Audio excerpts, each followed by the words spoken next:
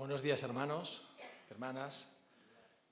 Yo quería empezar con una pregunta, y muy directa además. Ya veis el título en la pantalla, también lo tenéis en la hoja, seguiremos el guión, los 3 puntos que vamos a abordar. Y la pregunta es, ¿somos una iglesia perseguida? ¿Experimentamos algún tipo de persecución por parte de nuestra sociedad? Que es una pregunta que bien podríamos hacerle a un sociólogo o a un estudioso de la religión, pero nos la podemos hacer a nosotros mismos también, ¿vale? Así que os propongo un pequeño ejercicio de autoevaluación. Tenéis que dar una nota del 1 al 10, ¿vale? Y evaluar, sin escribirlo, esto es un ejercicio mental, y evaluar si somos lo suficientemente libres para hablar del Evangelio, para reunirnos, para manifestar nuestra fe. Y os dejo, 2 milisegundos para que penséis qué nota daríais a eso. Siendo el 1, pues la situación de máxima persecución, y el 10, la máxima tolerancia y libertad, ¿no? Bueno, pues aquí lo interesante, como en todos estos ejercicios, no es la nota que nos vamos a dar, sino cuál es el proceso mental que a lo mejor habéis seguido. Y uno de ellos es pensar en vuestra propia experiencia. A lo mejor alguno viene de algún entorno en el que ha sufrido persecución o ha sido su experiencia en el pasado y ahora mismo se siente más libre y obviamente se va a dar una buena nota, ¿no? Porque está viviendo una situación pues, que es más favorable. Bueno, pues tiene un pequeño problema esta aproximación a la cuestión, y es que es autorreferencial. Se basa en lo que yo siento, en lo que yo vivo, y probablemente no sirva y no pueda generalizarse para otros. Hay otra forma que trata de ver un poco más allá y de mirar cómo pueden estar otros creyentes y cristianos viviendo su vida, ¿no? Y en ese caso, pues a lo mejor sale una nota un poquito más alta o más baja, depende de con quién nos comparemos, ¿no? En comparación con un cristiano que vive en Corea del Norte, pues tenemos mucha libertad, pero a lo mejor abrir una iglesia en Estados Unidos requiere menos papeleo y menos trámites y a lo mejor estamos un puntito por debajo, no sé, pues también tiene un problema esta forma de aproximarse a la cuestión de si estamos siendo perseguidos o no, y es que depende de lo que tú conoces fuera y eso viene con un sesgo, ¿no? Y puede dar resultados distintos en función de con quién te compares. Básicamente esta pregunta que planteamos y que vamos a ver a la luz de la palabra, esta pregunta tiene el clásico problema dentro de todas las ciencias sociales. Y es que el hombre es el sujeto que produce el conocimiento, pero también el hombre es el sujeto que está sometido a ese proceso de estudio para extraer el conocimiento. Es decir, el hombre es un evaluador y un evaluado. Esto es una receta para el desastre, obviamente. Nada bueno puede salir de ahí, aunque bueno, hay mucha ciencia buena que sale, ¿no? Pero nosotros como creyentes tenemos algo que es mucho más fiable, que es la palabra. Y es en la que nos basamos y en la que nos referimos constantemente para saber lo que Dios quiere para nuestras vidas. Así que os invito, hermanos, a abrir vuestras Biblias por Juan 15, Juan 15, 18. Podríamos haber buscado otros textos para hablar de la persecución. Por ejemplo, el Sermón del Monte tiene unas buenas referencias. O las señales antes del fin también cubren y sobre todo se centran en qué va a pasar y el cuándo, ¿no? Una pregunta también que a muchos nos puede inquietar, ¿no? Pero este texto es importante y, si os parece, lo vamos a leer juntos. Juan 15 a partir del 18. Leeremos este texto, uno más en Apocalipsis, y luego yo leeré algún versículo más, lo digo por si alguno está interesado en saber las fuentes, ¿no? Si el mundo os odia, sabed que a mí me ha odiado antes que a vosotros. Si fuerais del mundo, el mundo amaría lo suyo, pero porque no sois del mundo, antes yo os elegí del mundo, por eso el mundo os odia. Acordaos de la palabra que yo os he dicho, el siervo no es mayor que su señor. Si a mí me han perseguido, también a vosotros os perseguirán. Si han guardado mi palabra, también guardarán la vuestra. Pero todo esto os harán por causa de mi nombre, porque no conocen al que me ha enviado. Si yo no hubiera venido, ni les hubiera hablado, no tendrían pecado, pero ahora no tienen excusa por su pecado. El que me odia a mí, también a mi Padre odia. Si yo no hubiera hecho entre ellos obras que ningún otro ha hecho, no tendría pecado, pero ahora han visto y me han odiado a mí y a mi Padre. Pero esto es para que se cumpla la palabra que está escrita en su ley. Sin causa me odian. Pero cuando venga el Consolador, a quien yo os enviaré del Padre, el Espíritu de verdad, el cual procede del Padre, Él dará testimonio acerca de mí. Y vosotros daréis testimonio también, porque habéis estado conmigo desde el principio. Estas cosas os he hablado para que no tengáis tropiezo. Os expulsarán de las sinagogas y aún viene la hora cuando cualquiera que os mate pensaré que rinde servicio a Dios. y harán esto porque no conocen al Padre ni a mí. Pero os he dicho estas cosas para que, cuando llegue la hora, os acordéis que ya os lo había dicho. Las palabras de Jesús son bastante fuertes. Empieza con un condicional, ¿eh? Si el mundo os odia, pero un mismo versículo un poquito más tarde ya da la afirmación, nos odia el mundo. Y alguno dirá, bueno, vamos a ver, a mí esto estoy un poco incómodo, porque no es mi experiencia en el día a día. Yo cojo el autobús, doy los buenos días al conductor, me responde con unos buenos días, con mis compañeros de trabajo bien, me tomo el café con ellos, hasta donde yo sé no han vertido veneno en ese café, así que estoy seguro entre mis compañeros. Es decir, que no, esto no es lo que experimento y Jesús lo está diciendo. Pues bueno, puede que esta animadversión no sea una experiencia en nuestras vidas, pero vamos a ver que Jesús lo dice. Y el hecho de que no lo vivamos no significa para nada que lo que Jesús dice no sea cierto. Es más, si vamos al versículo 20, vemos cómo esa actitud del mundo pasa ya de una declaración de intenciones a los hechos en sí. ¿Y qué dice? Si a mí me han perseguido, también a vosotros os perseguirán. Si han guardado mi palabra, también guardarán la vuestra. Aquí lo presenta con dos opciones totalmente contrapuestas. O te persiguen o guardan la palabra que tú das, que es la palabra de Jesús. O el negro o el blanco. O persecución o aceptación.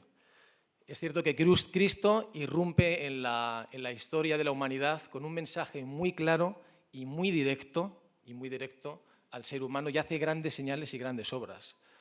Y es cierto que las personas que estaban viviendo en ese momento tenían que tomar esa decisión. Pero ¿por qué no es nuestra experiencia? Porque diríamos que más que todo lo que vemos nosotros en nuestro día a día es una sociedad indiferente, ¿no? Esa es nuestra experiencia principal, aquí y ahora. En otros sitios probablemente no, aquí y ahora. ¿Y qué pasaba en la época de Cristo, en el Nuevo Testamento, incluso antes?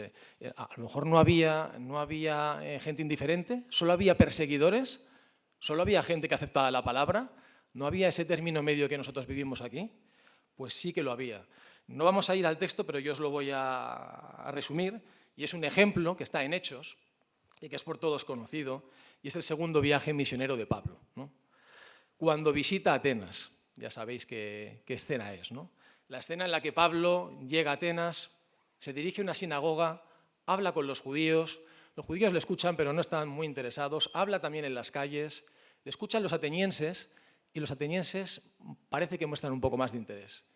Y le dicen, vente a nuestro club de debate, a nuestro club de hombres notables, al Areópago, y nos cuentas un poco más esto que estás diciendo. Y una vez allí le dicen, ¿podemos saber qué es esta nueva enseñanza de que nos hablas? Pues traes a nuestros oídos cosas extrañas.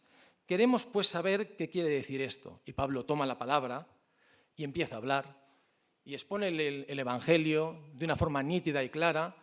Y al principio no nombra a Jesús, pero cuando se está acercando al momento decisivo, habla de Jesús y habla de la resurrección. Y como se dice ahora, a los atenienses les viene el bajón completo, ¿no? Y dicen, ¿cuál es la reacción? Cuando oyeron lo de la resurrección de los muertos, unos se burlaban y otros decían, ya te oiremos acerca de esto otra vez, ¿vale? Entonces Pablo salió de en medio de ellos. Pero algunos de los que se le habían juntado creyeron, entre ellos Dionisio y Dámaris. Es decir, que la reacción a la presentación del Evangelio es oposición, burla, rechazo. Lo que estamos viendo, indiferencia, y bueno, no es el tema de esta mañana, pero obviamente el Evangelio tiene poder, y tiene poder de salvación, y puede cambiar vidas, y es lo que vemos con estos dos casos, ¿no? Con Dionisio y con Dámaris. Pero ¿qué representa especialmente esta postura de indiferencia? Y lo podemos ver en el caso de Pablo. ¿Cuál es la indiferencia que se muestra a Pablo? Realmente es una situación completamente circunstancial. En ese momento parece no tener ganas de conocer los atenienses, pero ¿cómo acaba su vida Pablo? En una cárcel en Roma, ¿no? Pero es que no solo es eso lo que le pasa a Pablo, sino que viendo lo que pasa en el Nuevo Testamento, hay algún atisbo de indiferencia, sí, pero lo que hay es sobre todo persecución. Tenemos directamente el ejemplo de nuestro Señor, Cristo, resulta crucificado. ¿Cómo se desenvuelve la Iglesia en los primeros días? Esteban resulta martirizado. ¿Qué pasa con los apóstoles? ¿Qué pasa con Pedro? ¿Qué pasa con Pablo? La Biblia no lo recoge, sí habla de cautiverio, pero otras fuentes detallan que también corrieron suertes parecidas, ¿no? ¿Y la historia de los primeros cristianos cuál es? Es la historia de una persecución.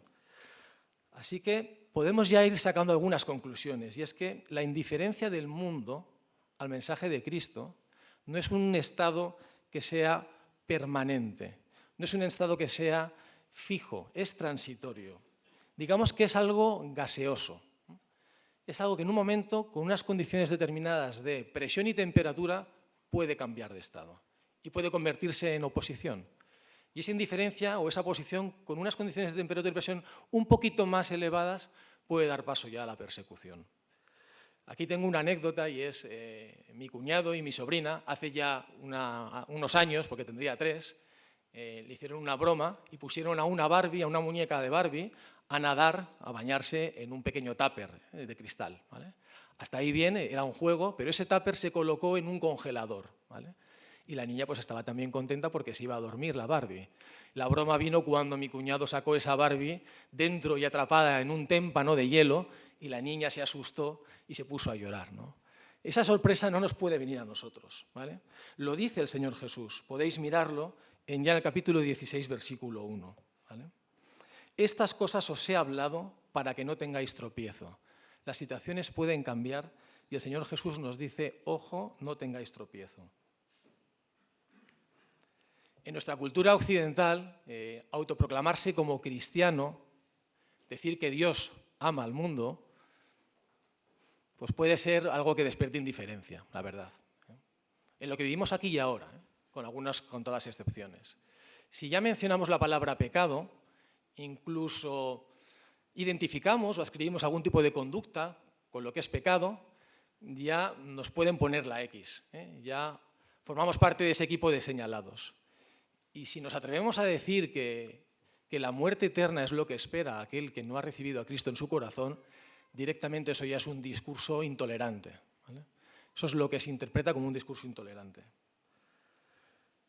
Bueno, pues no hemos terminado porque hay que seguir analizando el texto y hasta ahora nos hemos enfocado en qué es la persecución y cómo la vivimos como cristianos. Pero ¿quién es el actor, quién es el sujeto en esa persecución?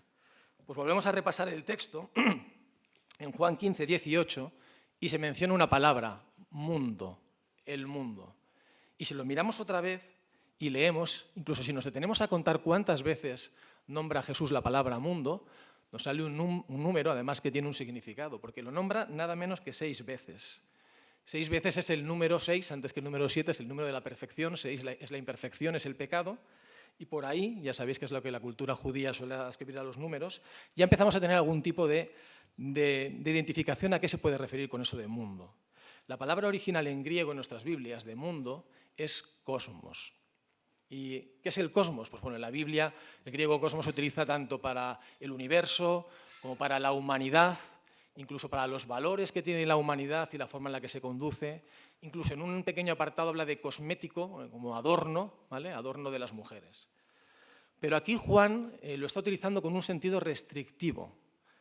Y vamos a poner un ejemplo porque esto es importante. Esto es importante para entender nuestra actitud y ver luego el último punto de cómo podemos conducirnos en un mundo en oposición, ¿no? Y Juan lo utiliza como conjunto de toda la humanidad. Imaginaos a todos los seres humanos que ha habido, que están ahora y que están por vivir, a todo ese gran conjunto, pero le vamos a quitar un cacho. ¿Qué cacho le quitamos? Pues el cacho de los que han creído en Cristo, de los que han elegido, los que han sido elegidos por Cristo. Queda un conjunto bastante grande, pero es el conjunto que no ha entrado en el plan de salvación y de restauración de Dios. Y no dejéis que sea yo el que os lo diga, porque lo dice claramente el texto, lo podéis leer conmigo también. Versículo 10. Si fuerais del mundo, el mundo amaría lo suyo. Pero porque no sois del mundo, nos está dejando claro que no estamos dentro de ese conjunto, estamos fuera.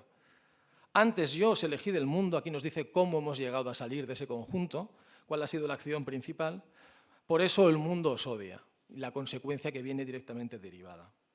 Así que cosmos, en Juan, no engloba a toda la humanidad, eso ya lo hemos visto, sino a los que a los que no han creído en Cristo. ¿Vale? Esto parece un matiz superficial y, como he dicho, parece algo de tipo lógico y filosófico, pero tiene unas implicaciones más serias. El que elige es Cristo, no nosotros. Porque tú sabes quién es salvo. ¿Sabéis quiénes son salvos? A mí no me lo ha dicho el Señor. ¿Vale? Yo puedo tener ciertas orientaciones, puedo tener ciertas sospechas, pero eso no vale para un juicio.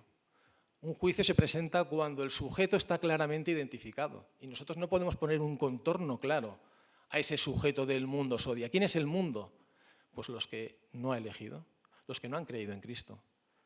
Entonces, ¿qué pasa? Pues no podemos presentar un caso, no podemos ir a la justicia a acusar al mundo de habernos perseguido o habernos odiado.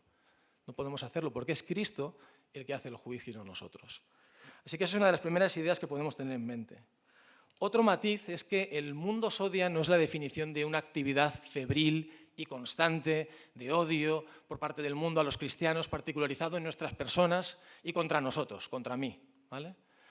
Nuestros vecinos no tienen muñecos de vudú con nuestras caras en sus cajones, no funciona así este odio. Tiene una mecánica totalmente distinta. ¿Vale?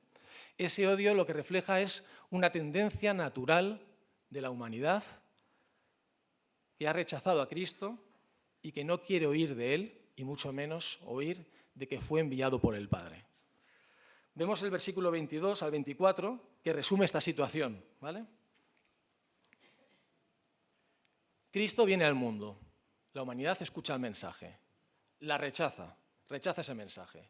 No solo rechaza a Cristo, sino rechaza también al que le envió. Cristo hace señales, hace grandes obras, que demuestran que tiene autoridad del Padre. Los que lo ven lo rechazan la autoridad de Jesús y también rechazan la autoridad de Dios. Y alguno se preguntará, ¿pero esto entonces es un rechazo constante? Se podría decir que sí, que la naturaleza de este rechazo es constante, porque la naturaleza del rechazo no deja de ser el pecado. Otra cosa es la forma y el carácter con la que se manifiesta ese rechazo. Eso sí que podrá variar en el tiempo, en el espacio. Incluso lo vemos en el texto también recogido, esta idea. Vamos en el capítulo 16, versículo 1, o el versículo 4, cuando dice Jesús, aún viene la hora, cuando llegue la hora. Esa referencia temporal nos hace ver que puede variar. Así que, querido y hermano, hermana, repito otra vez una primera conclusión que podemos tener de este texto, y es que ese rechazo, esa indiferencia, puede convertirse en otra cosa y la razón por la que no lo podemos vivir ahora mismo es plenamente circunstancial y temporal. No tiene nada que ver ni con la bondad ni educación de nuestros conciudadanos, ni de si son más amables que un coreano o un afgano medio, porque por otra parte tampoco conocemos cómo son en esas culturas. ¿Vale? La situación es la siguiente, y lo dice el texto. Cristo ha elegido a los suyos, que por tanto no forman parte del mundo. Están libres de pecado. El mundo ama a los suyos, ama a los que están bajo el yugo del pecado, y odia a los que no están bajo ese yugo. Así que esa indiferencia es plenamente dependiente de tiempo y lugar, es circunstancial. Y vamos a ver otro texto en Apocalipsis, y os dejo que vayáis a buscarlos en los versículos 2 y 3. No os digo qué iglesia es, alguno puede ir ya a esa iglesia, al mensaje que tiene Juan en el Apocalipsis a las 7 iglesias, ¿vale?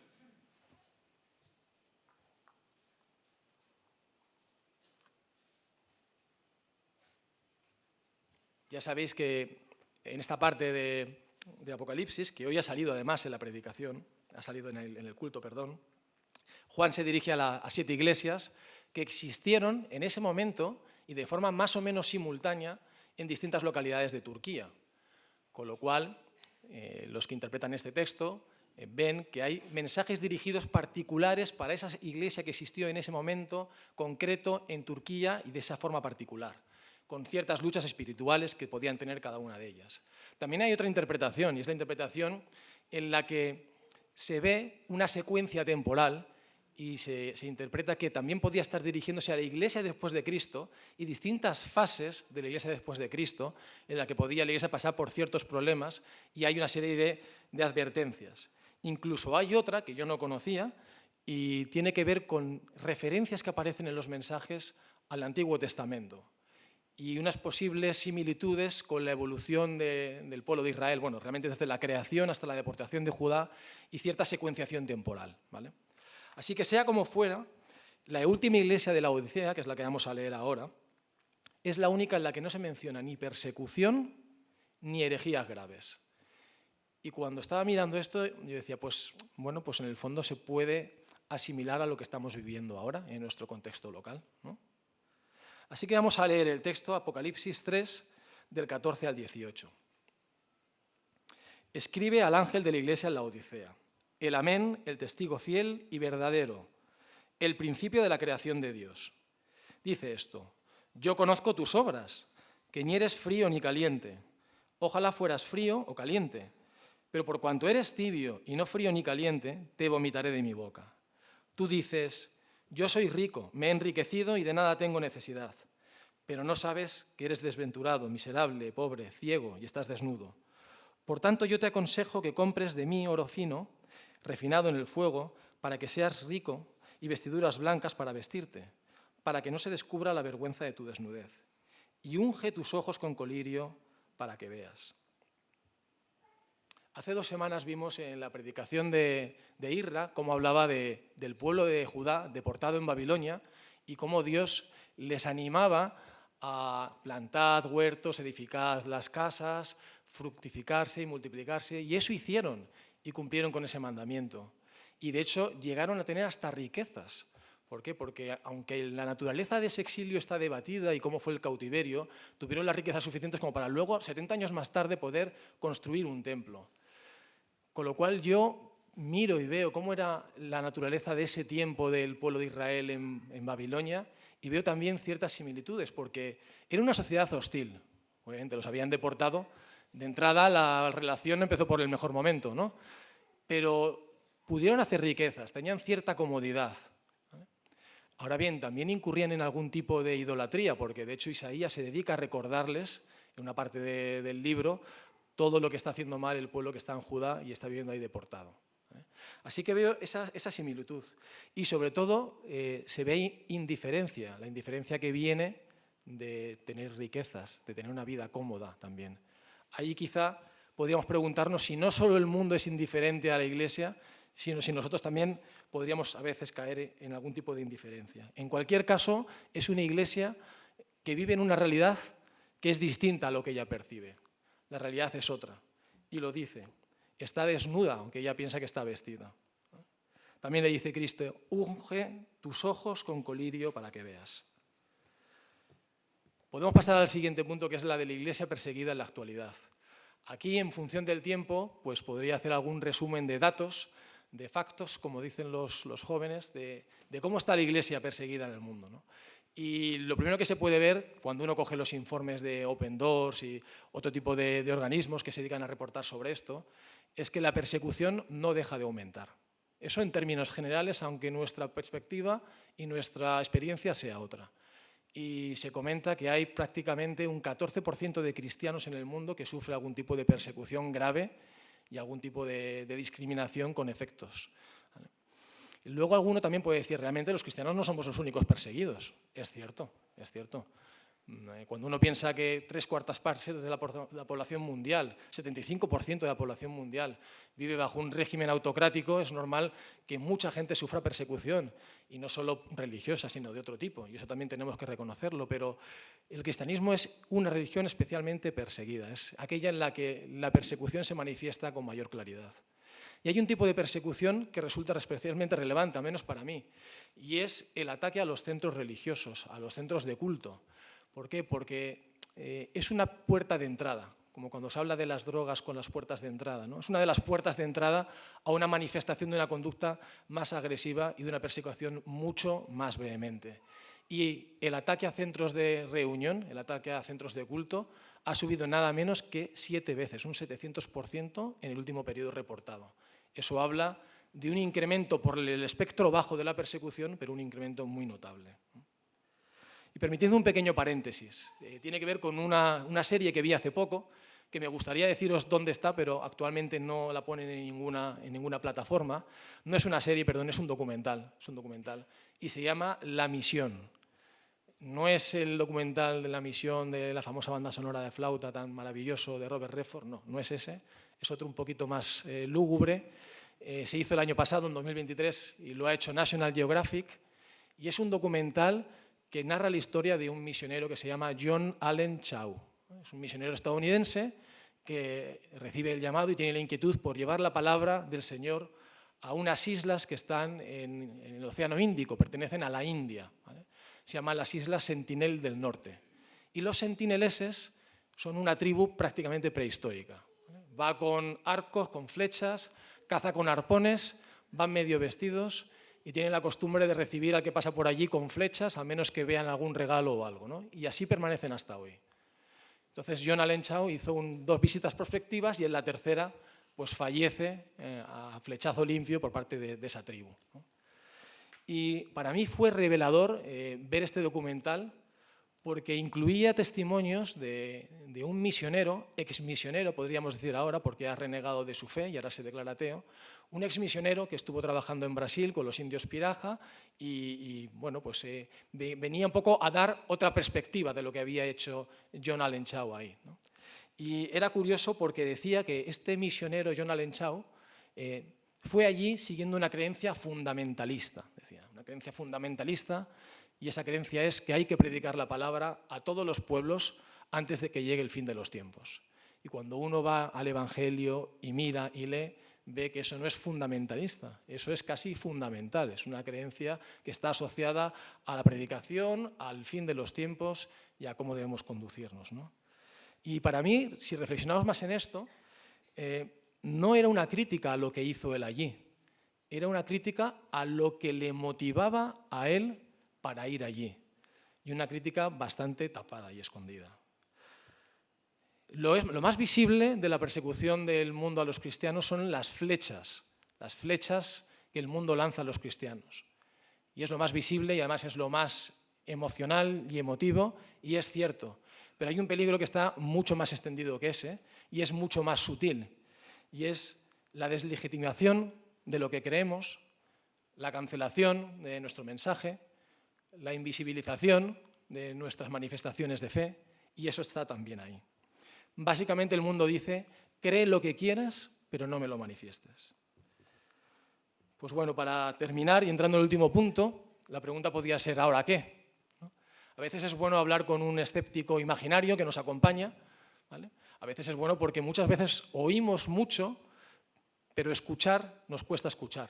Nos tiene que entrar bien el mensaje. Y también nos puede acompañar a alguien hoy aquí pues que no haya recibido a Cristo en su corazón, y es bueno también pues plantearnos algunas dudas razonables que pueda haber, ¿no? Y en este caso una duda puede ser también, bueno, nos acaban de decir esta mañana que los cristianos están perseguidos. Bien, para ese viaje no hacían falta estas alforjas, es una cosa evidente. Pero aquí hay algo más importante y es qué podemos hacer nosotros y cómo nos tiene que afectar, ¿no? Y lo primero, lo más importante, no lo más importante quizá, pero sí lo primero, que es algo evidente, que es cuál es nuestra actitud ante la persecución. ¿Pasar a la ofensiva? Obviamente no. Alguno dirá, bueno, pues una defensa, que es casi como un buen ataque, ¿no? Una buena defensa. Bueno, pues yo no digo que no tengamos que poner en el momento de una cámara, pero no habla de esto el Señor. No es la actitud que hay que tomar a la hora de defenderse, ¿vale?